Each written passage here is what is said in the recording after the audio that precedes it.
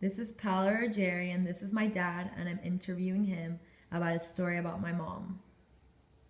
Okay, I'm gonna tell the story about my wife, Nasa, her house, her former house back in Macuto, La Guaira, and a connection with my family.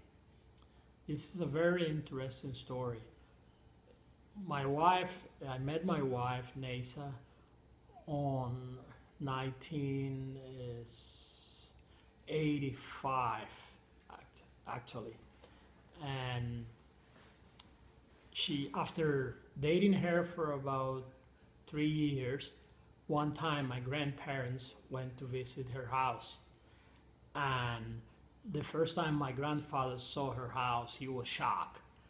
And he was shocked because my father emigrated from Haiti to Venezuela. And actually, at my wife's house, he was the original owner of that house was a former amateur radio, and he used to talk to my grandfather by radio.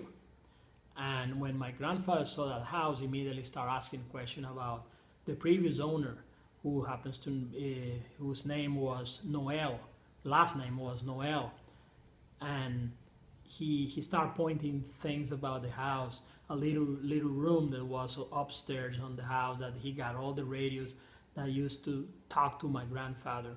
My grandfather actually learned about Venezuela on early 30s, talking by this gentleman called Noel by radio. And this gentleman Noel sold that house after that, and sold the house to my father-in-law, Omar.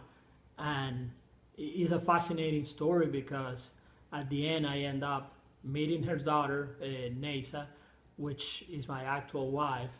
And it's almost amazing story that house was a kind of a connection of how my family migrated from Haiti to Venezuela. And how did this make you feel? It was really amazed that something like that could happen in real life.